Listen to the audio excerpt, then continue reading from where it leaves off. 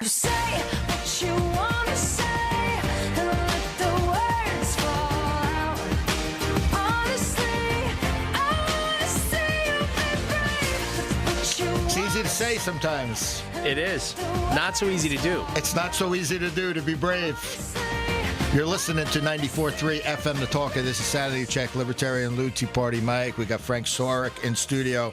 Before I bring on Bruce Levine and talk a little bit about what just happened here with Danielle Ross and Caputo and people standing up to be brave. Just this past week, I was listening to MSNBC, and they were pointing out the Heritage Foundation, $1.3 million to Hannity, AFP, $750,000 to advertise on the Levin radio show.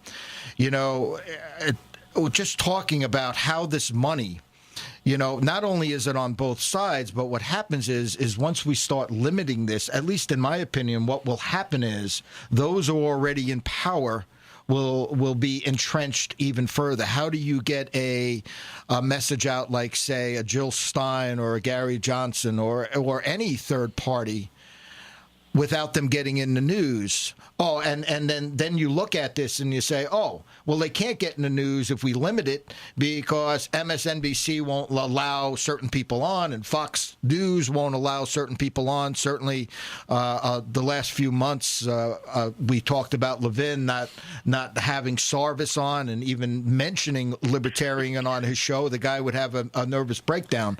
So, well, actually, I got turned off on his show this past week because I had to correct him on his definition of interventionist versus isolationist. What that happens is the Mark Levins of the world, you know, a lot of them are in the bag for, let's say, the military-industrial complex. They want to somehow make it seem like the Ukraine has a vital national interest to the United States, that somehow we need to be getting our heads involved in something that is really a civil war type of situation where there is no winner in that case for intervention.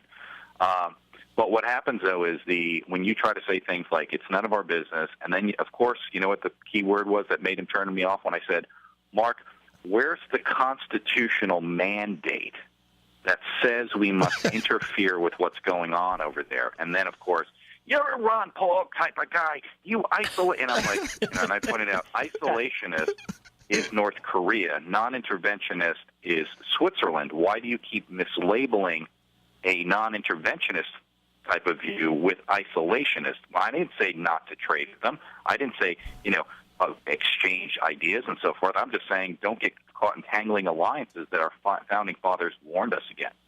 So the thing that you're going back to in regards to control of the media, you know, what's happening is both political parties and those that are out there are realizing that they need to control this message above and beyond the spending tens of millions of dollars like Sheldon Adelson trying to shut down internet gambling.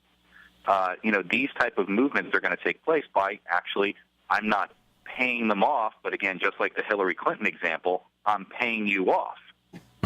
So this is where the voice of Muckraker News, Independent Gazette, the rise of alternative media, Sanity Check Radio are going to come through, because what will hopefully happen is people are starting to turn off, and you can see this within the demo numbers from the overnight news networks.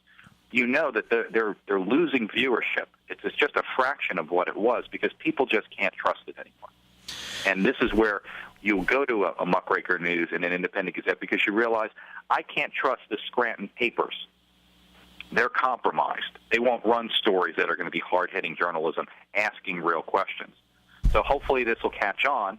It's just a question of getting to the point where more and more people start to get plugged in, and it's already happening from the calls of people giving you tips. I think that's the real story, Lou. Tell everybody about how you get these tips all the time because people don't trust the media. We're buried in tips. And